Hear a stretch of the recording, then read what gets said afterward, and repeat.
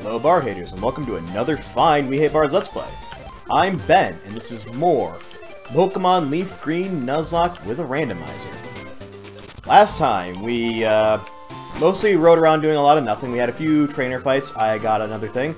Oh, that's one thing I wanted to show off real quick before I started the tedious task of the massive amount of grind I have to do for this. And that is, not that. This guy, yeah. So I got out Gyarados, like I said I was going to. He has replaced Suicune officially. Although I do have Suicune as a backup just in case something happens to Gyarados, which I hope nothing does. But if it does, I have Suicune. He's decent level. I can get him level ground up fairly easily if I need to. But fine, whatever. As you can see, he started out knowing Thrash, Bite, and Dragon Rage, and I taught him Surf. There was no move in that fourth slot when I got him, he just knew these three moves as standard, so he now knows Surf in addition to them.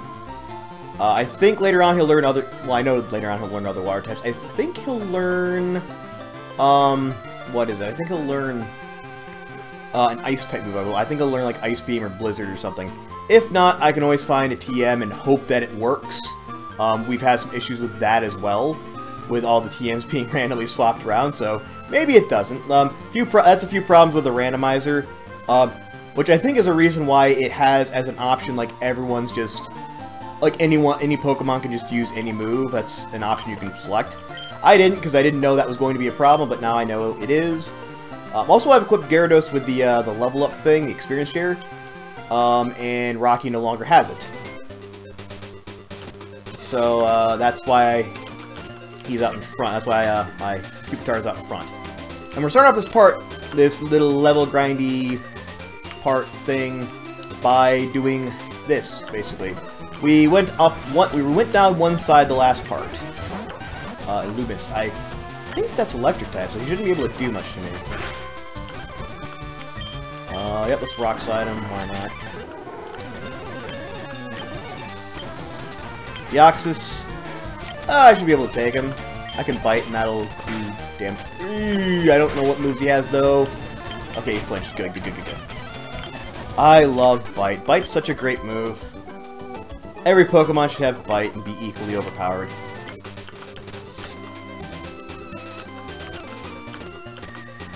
Yeah, I came down the other side, so I'm going back up this side. Ooh, that's a Pokeball thing. I mean, there's an item up here. Or is there? Oh no, that's a bike. Arcanine! I should be able to do this. Yeah, there we go. U2. Oh, I'm gonna give this a try. This is a terrible idea. I'm totally gonna get murdered here.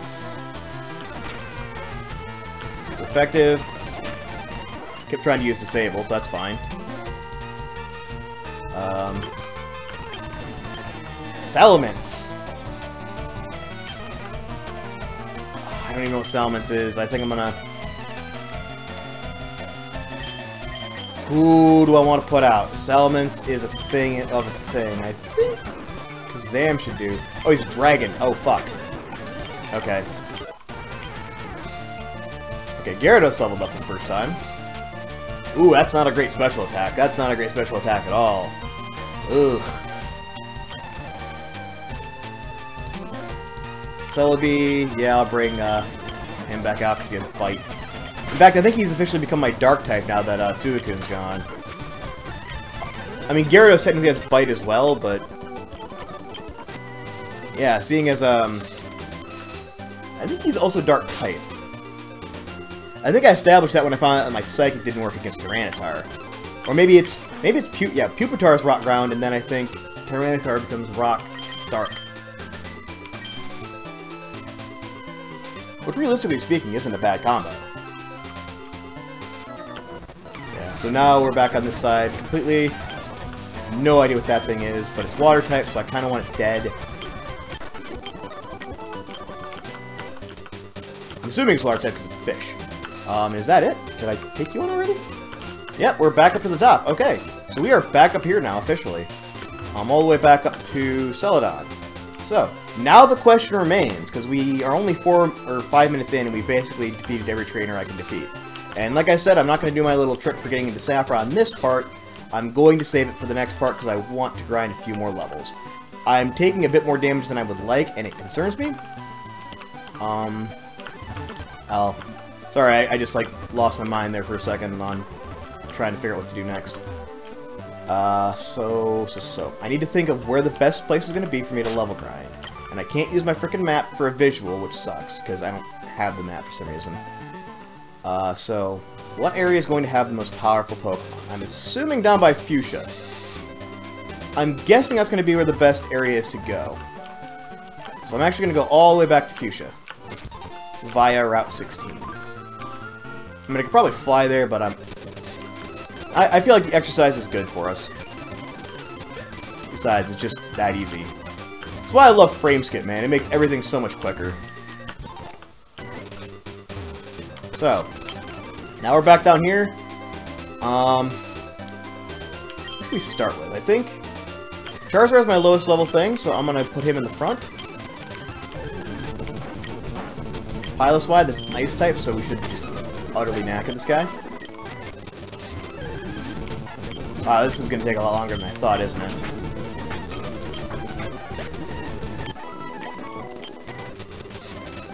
Holy crap.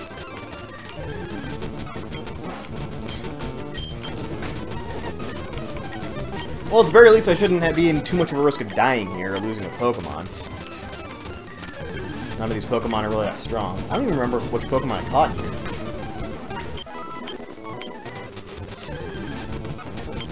I know it wasn't either of these guys. I don't think it was Phanpy either. Oh wait, no, it was a Phanpy I found, but I couldn't catch it because I accidentally killed it. I remember that now. I think. Might have also been this thing, I don't know. Ouch. Why does that thing have an attack that hurts you when you attack it? That's not fair. I don't like these guys. I don't like water. Ooh! Okay. Where is my antidote? There it is. Okay. I'm gonna run from these things, as he can poison you, and that's not fair. Like, it shouldn't be able to just say, fuck you, you're poisoned now, just because you attacked it.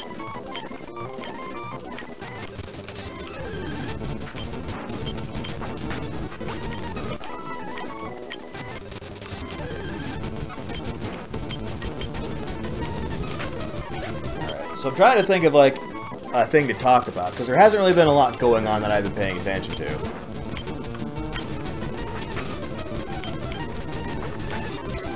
Last time I did this side of topic, they just picked a new Doctor Who, and that was huge news. So I had a whole spiel prepared for what my thoughts are on that. This time there hasn't really been anything like that. I mean, I can talk about the Digimon games I've been playing. There's a new Digimon game out for PS4. I don't know if it's out for Xbox One or not, but I know it's out for PS4. And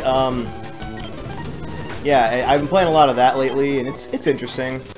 There's a lot of things I don't like about it. I don't want to talk too much about it, because I am considering streaming it at some point. Not specifically me playing it, but I'm gonna try and... because Matt's the one who has a PS4 that can stream. I can't. We tried to get my PS4 to actually stream things so I could do more in terms of the Twitch count, but I didn't get poisoned. I guess it's only a sometimes occurrence. How's he looking? 28-17. That's gonna be a while till he levels up, isn't it? I might be able to grind at least one more level out of this.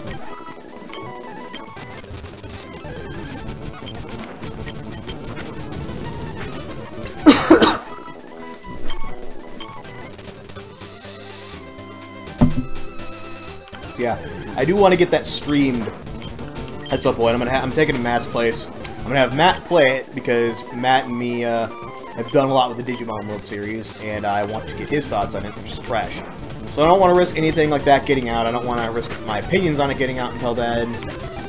So I'm just going to keep that quiet. But I have been playing a lot of that. That's been primarily my the thing I've been playing. Also, and this is actually something I can talk about. I just realized. I picked up the new Star Ocean game. because Star Ocean has another game out for PS4. Yeah, I think I'm going to make that my topic, because I do, now that I think about it, I have a lot to say on that topic. Bring you up, because you're, yeah, you're, there we go. And then we'll just leave Charizard there in the back. So yeah, I have a fair amount to say about Star Ocean.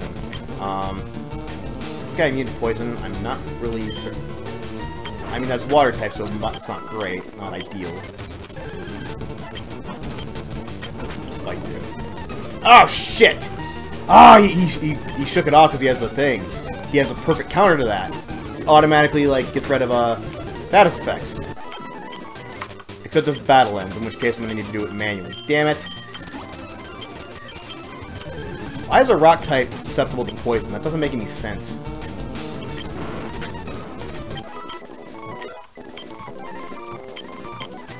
Alright, Gyarados is getting a decent level, so... I want to be able to use Gyarados by next part, which I know is a bit of a tall order, given that I just got him and he's 10 levels lower than everyone else.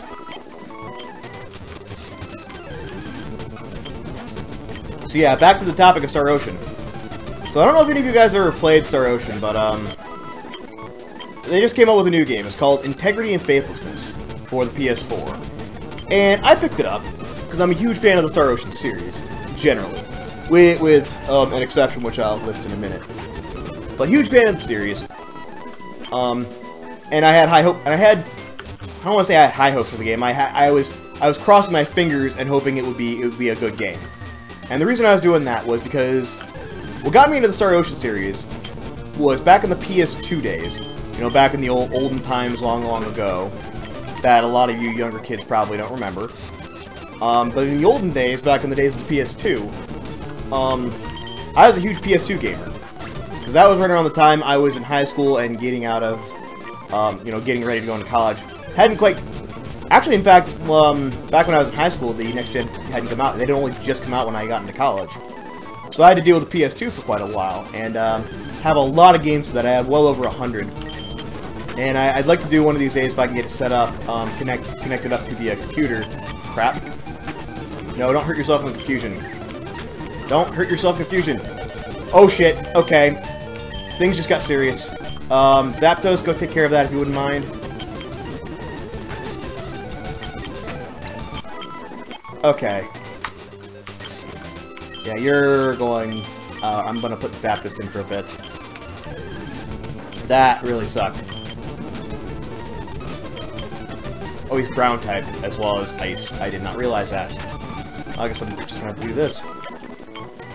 Anyway, huge PS2 gamer. I'd like to get some of them hooked up on the channel just to kind of show off a lot of these old titles that I think not a lot of people know about or played. Because they had a massive back catalog, and there's some hidden gems in there that I think were really, really good. One of those, which got a bit more popular later on, one of those I played was something called Star Ocean Till the End of Time. And I picked it up on a whim, because I'm just like, I was looking for a decent RPG. I had a lot of other turn-based RPGs. Like, I want to play like a decent action RPG. And I had it recommended to me by a friend of mine who's like, oh yeah, have you played this game? It's really, really good. And so I picked it up at I found it at a GameStop randomly, and I'm like, you know, I've heard good things about this, let's give it a try. Brought it home, played it, absolutely loved it. The first game that I've ever played, and there may have been others that have done this before, first game to my knowledge that I've played that had random encounters but did not have turn-based combat. It was, you see the enemies on the field, which already was way more advanced than I'm used to. Normally they just like, you'd be walking and then the screen would just randomly blur and, oh, look, there's an enemy. So already that was kind of cool because it meant you could avoid encounters entirely if you were skilled enough. But, I played it. I liked that. It had good solid mechanics in the combat. You know, you had like one button did light attacks and you could do like a combo on that. Another button did heavy attacks, which you could combo on that. You could like mix them up. Additionally, the way you did special attacks was by holding down either the light attack or the heavy attack button, and if you did it at different ranges, if you did it at short range, it would do one attack. If you held it down at a long range, it would do a different attack. So you could have up to 4 specials going at once, which is kind of cool. Ooh, Seedram's trying to learn Leer. No, I'm not going to learn Leer. It also had, like, one of the more interesting stories of games I've ever played. I mean, it got off the rails really quickly. It kind of we got into a bit of Evangelion territory there near the end.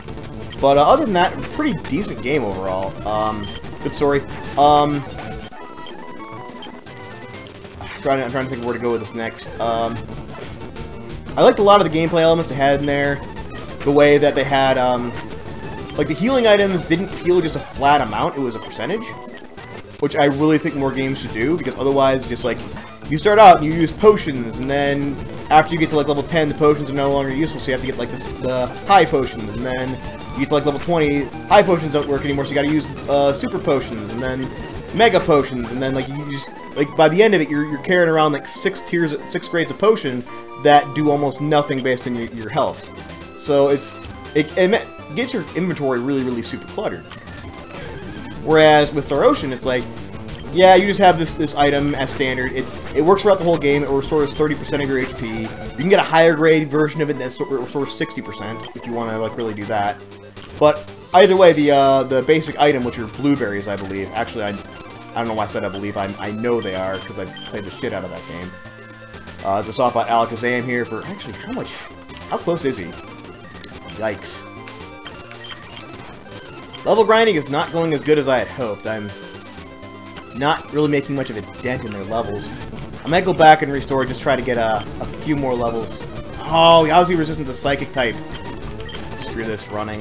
Is he dark? Is that what he is? Oh, that really sucks. Why is everything in this game dark type now? Anyway. I liked a lot of things with that. And after playing them, I managed to find out that, oh, there's other games in this. That was actually game number 3. I didn't know that. There's a whole other universe I wasn't aware of. Because another friend I mentioned I had Star Ocean Last Hope, and this is when I got into college. A college friend of mine said, yeah, or I mentioned I had Star Ocean to the End of Time. And he's like, oh yeah, it's game 3, I've heard it's pretty good. I'm like, what do you mean, there's other ones? He goes, yeah, I used to have like the first 2 for like the SNES. So I'm like, oh, this is really cool. And I looked it up, and they had actually, by that point, because I had my PSP by that point, they had re-released both Star Ocean 1 and Star Ocean 2 for the PSP. Like, they'd done HD updates, and they were both available for the PSP, so I bought both of them. Played them, didn't like them quite as much as Star Ocean until the End of Time, but they're still good, solid games. They still have, like, the hack-and-slash combat, and, like, you move around in the battlefield. Crafting in those first 2 games, I found was a bit easier than it was until the End of Time.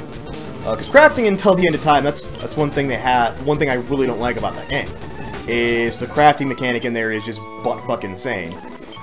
Like, I couldn't even begin to explain to you how it works. Basically, you pick, like, a category of crafting you want to do, and then, like, you pick the people you want to do in crafting, and they have different stats that may or may not affect it. And then, like, you have to pick a price range, and then that price range may or may not randomly be one of several items, and it's really bizarre. So I don't really like the crafting, whereas in the first 2 games, it's like, yeah, you have a skill, it unlocks certain things you can craft, this is what you need to craft them. Which, I mean, it's not great. I mean, crafting mechanics generally never are going to be great, but as far as crafting goes, you know, it's at least understandable, as opposed to, again, Till the End of Time, which is just complete... Like, you literally needed to use, like, an online website, and, like, there's a calculator that tells you how to figure out what, if you want a particular thing, how to get that. And I basically, that's the only way I can get anything done in crafting. So my point is, love Till the End of Time, played the first 2, enjoyed them, thought they were really good. And then I heard that there was another game out for the more recent console generation that had just come out for the PS3. And it was called Star Ocean: The Last Hope. I'm like, oh, this is really, really cool. I love the Star Ocean series. They just came out with a new game, and it looks really good. Apparently, it's also about, like, exploring the universe and finding, you know, different planets and things. It's like, oh, so that combines another thing I really like, which is space exploration, which not a lot of games did back then. There was, like, I'm trying to remember, because I think I'd played one game in the past that did a bit with, like, space exploration looking stuff. Oh, wait, I know what it was, Mass Effect. How did I forget about Mass Effect? So yeah, like, it was described to me, when I saw the description, it made me think of Mass Effect. It's like, oh yeah, you can explore different planets and find different things. It's like, oh, Mass Effect has that. Mass Effect's great. I'm totally gonna play this game, and it's gonna be amazing. It's gonna be like Mass Effect. And then it wasn't. And it turned out to be really terrible.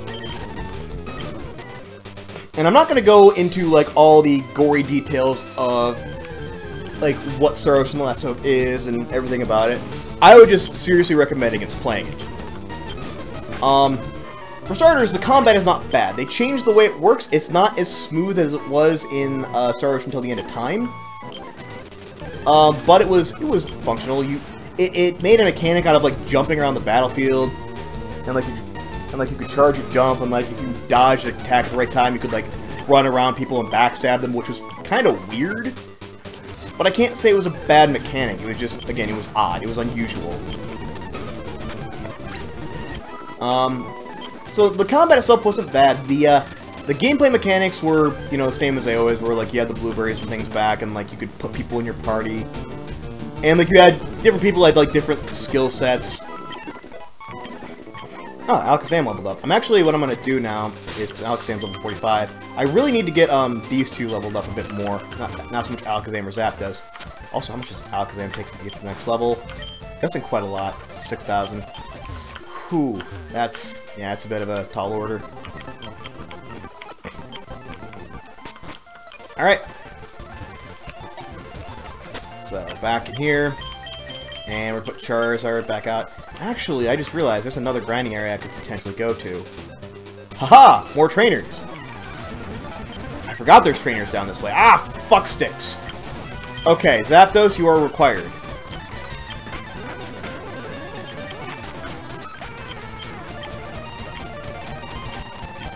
Okay, bring Charizard back out. Yeah, so that's, so I can't say anything bad about the gameplay necessarily. It was passable. As for the exploring planets mechanic, that was massively overhyped. At least from what I saw of it. Because the planet exploration mechanic is entirely linear. Fucking hell.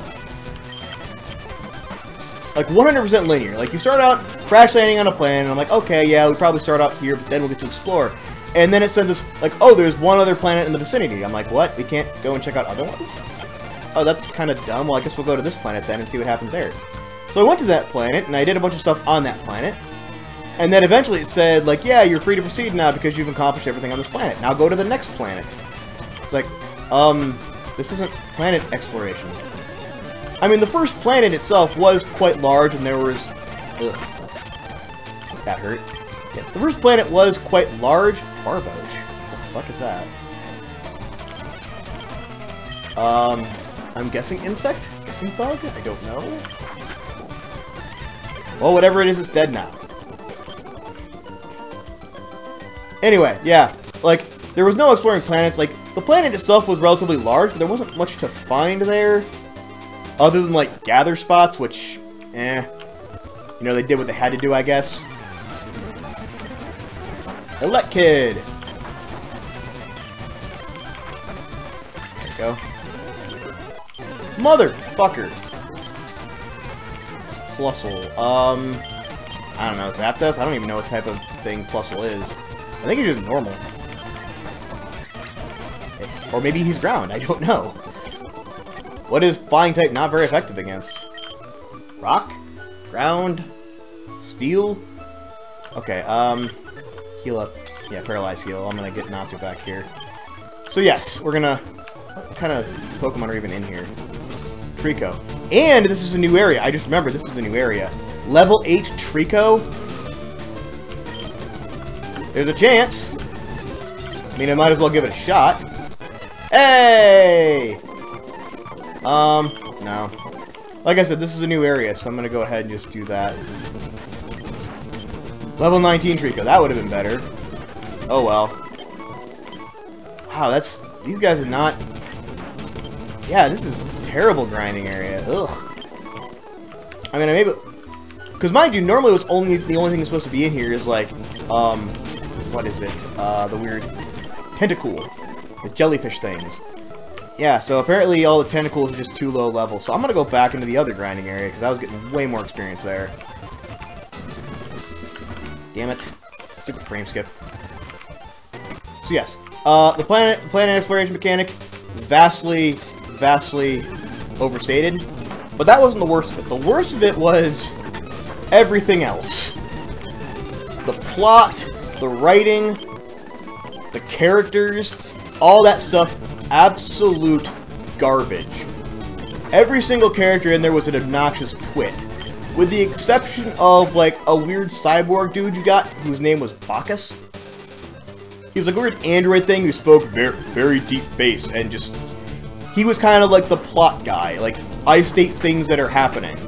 And, every once in a while he talked about how he was glad that they were such good friends, yum yum, friendship.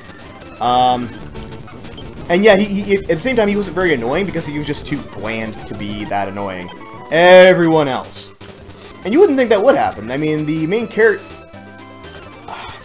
I mean, Laura Bailey voice acted one of the characters. I generally like her voice acting, but in this case, it grated on me really bad. Because the character was just so poorly written. Oh, fuck. I just realized this guy can poison me. Please don't poison me. Please don't poison me. Ah, fuck sticks. He poisoned me.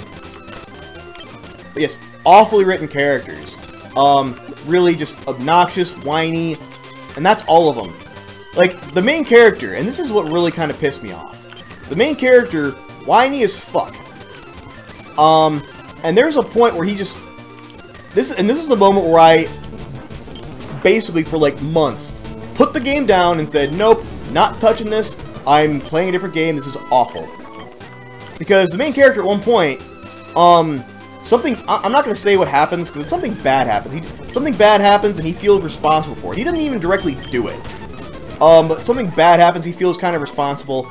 And as a result, rather than just, you know, like, kind of getting angry, venting his anger, and just saying, you know, okay, I gotta get up and I gotta deal with this, he throws a flat-out man tantrum, screams, starts crying, and then after he finishes, just balls up in a ball and refuses to do anything. And I wish I was making that up. He sits there, they go up, they try to push him, and he just goes, and then doesn't do anything at all.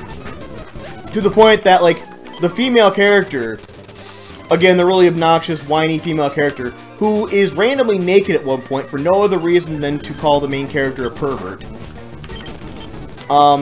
She decides to step up and take the reins because apparently no one else is qualified. And the guy, because that guy is supposed to be a captain. And that's the thing that gets to me. Because getting back to Star Ocean till the end of time, I've had people say, you know what, you complain about him being kind of whiny, but Fate Lion God was also kind of whiny. Fate Lion God being the main character of Star Ocean till the end of time. And yes, it's true, Fate Lion God was kind of whiny, he was kind of, you know, this douchey little thing, but that was his character. That wasn't a great explanation. Let me try and clarify what I mean by that. Because we could argue that's Edge's character, but no, like, Fate Lion God's character starting out was he was supposed to be some douchey college kid with no combat experience. He wasn't meant to be like, you know, Captain McAwesomepants. He was just like a kid.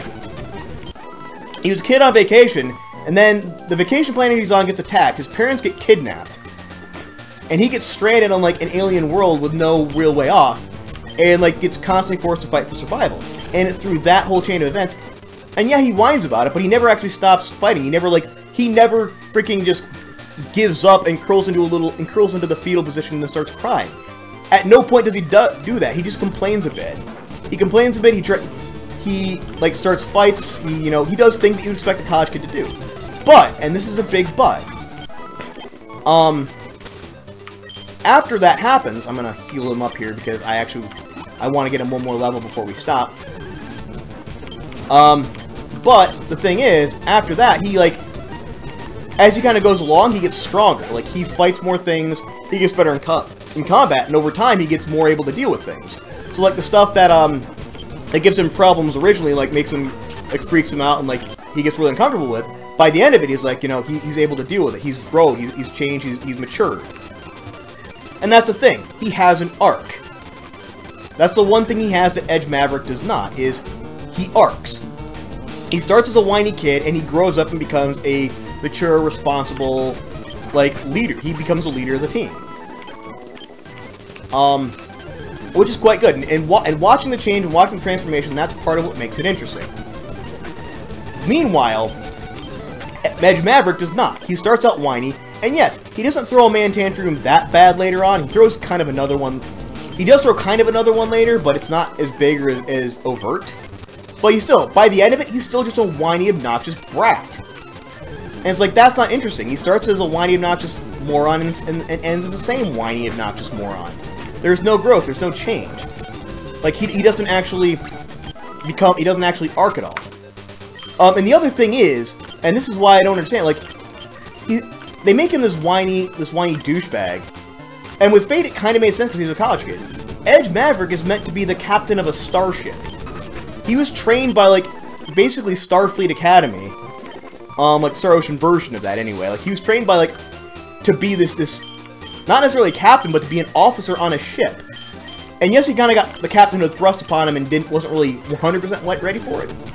But, I mean, he had training. He had combat experience. He was trained and brought up to be able to serve on a starship and eventually captain his own ship one day. So to have him, just basically flat out give up and start crying, it makes no sense. Like, it doesn't work. You can't have a character who's meant to be, like, fairly competent starting out, and then he just curls up in like, I don't even know what other words to use to describe it. You can't just have a character that does that when he's supposed to be, like, a mature, responsible, you know, officer on a military ship. So, that was another thing that made Edge Maverick absolutely abysmal. And he wasn't the only one. All the other characters were just horribly obnoxious, poorly written. There's a character in there who expresses at one point sympathy. He's like, I'm so glad I finally found some friends. That's an actual line of dialogue uttered in the thing, and that was right around the point where Edge threw his tantrum. So I'm like, nope, fuck this, I'm done. Absolutely abysmal. I did manage to finally get to the end of the game, and the ending is just as terrible as you would expect it to be, and stupid. None of the characters grow, none of them change. Nothing really interesting happens other than just an attempt. You know what it reminds me of, honestly, Last Hope, is it reminds me a bit of the Star Wars prequels. If Till the End of Time were the original Star Wars trilogy, then Star Ocean: The Last Hope is basically the prequels. Nothing really makes sense. All the characters are annoying, and we all hate them. The plot's, you know, retarded, and just it's a bunch of. It only exists to set up the original thing that it's based on. Oops. So that's why I absolutely hated Star Ocean: The Last Hope, and I think most people who played it did. There's not really much good you can say about it other than that the combat was, I guess, functional. The combat was functional and kind of fun at times, although it did have a weird tendency of putting these bizarrely difficult boss fights in places. Like, bizarrely difficult boss fights that would that have, like, entire arena thing attacks that would just, like, hit you no matter where you were.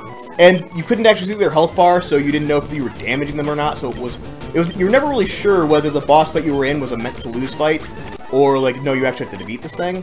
Because there were a few boss fights where, like, you'd fight them for a bit, and they'd be kicking your ass, and like, oh, I have to fight them. And then after about, like, you know, 5 minutes, it would turn into, oh, no, this was a meant-to-lose fight. You weren't supposed to win this. But you can never really tell with Last Hope. So that was kind of annoying as well. So, bearing that in mind, I picked up the most recent game, which was, like I said, Star Ocean: Integrity and Faithlessness, for PS4, and I'm finding it surprisingly good. Well, I shouldn't say surprisingly good. It's a competent, decent game. It's got an interesting story to it so far. It's kind of gone back into the realm of the first two games, so a bit less with, like, the space travel and such, and more just like you're on a planet looking around, which, you know, that's fine. It works fine for me. But the combat is the thing they really improved. They went back to the Star Ocean Till the End of Time model, fixed a few things that were wrong with that model, which is, in the original Star Ocean Till the End of Time, you couldn't really defend effectively. It was like a little bubble that would just appear, just by you standing there, and there's like a stamina gauge. It was really, really kind of weird. They took that out. You can defend by pressing square now. You can also counter, which I think worked really well when the few times I've done it. Special moves are back. They work really well. And, I mean, there's a lot of other good things I can say about it. I'll probably save those for next time, though. Because we're at over a half hour now. I've managed to level grind a decent amount. But anyway, yes. Star Ocean: Integrity and Faithlessness, definitely a good comeback to the series. After Last Hope, we had a really, really bad taste in our mouth. And to preface again, I'll talk about it more in depth probably at some point in the series. But, yeah. It's a good, competent game. It's nothing spectacular. It doesn't have, like, the standout story like what Till the End of Time did. The characters are a bit bland. They're not entirely one-dimensional, but they're not particularly deep either. Oh, sorry, something's happening. Let me bring this back up. Yeah, so, I mean, it's decent. It does what it needs to do. It makes us forget about, you know, The Last Hope, the prequels. I guess that kind of makes it similar to Force Awakens, except it's not a rehash, not a point-for-point rehash. It's mostly just designed to make us remember that, yes, the series can be good. The series can work and not have really stupid, horrible characters that everybody hates. So, as Return to Form, I can kind of respect that. I wouldn't necessarily, if you're looking for, like, a really super amazing experience, like, it's not going to make it into my top 10 for favorite games. Or really, it's not going to be on the level of, like, like, Mass Effect or Fallout New Vegas, or Dark Souls, or any of these other games that I really, really like. But, you know, it works. It's a fun game. I'm enjoying it. So, yeah, I guess the bottom line is a recommendation for me. But, since we've reached about, like I said, we're about at over half hour. We went a bit long. Apologize for that, guys, but, I did need to make sure, I was trying to make sure that I could, have all my Pokemon at a decent level. They've gained a few. What is it? Pupitar's up a couple levels, Charizard's up a few levels. These guys gained a level apiece, and he's up about 8 levels, so that's a really good start for him. And next time I'll actually start using him in combat. I'll take the experience share off, so I'm not burning experience that should go to other people, and hopefully that'll make it a bit easier for them to level up as well. So yes, next time I'm going to show you my trick for getting into Fuchsia City, or Saffron City. I'm going to get into Saffron City, and we're going to deal with all the different things to do there, because there's a lot. There's a lot of different things we actually need to do there. And I'm not sure if I have all the items yet, but even if I don't, as long as I can just get there and unlock it as a location for flying, then I can get back there whenever I need to. So yes, that'll be all next time. In the meantime, thanks as always for watching, guys. I was Ben, and this was Pokemon Leaf Green Nuzlocke with a Randomizer. See you next time, everyone.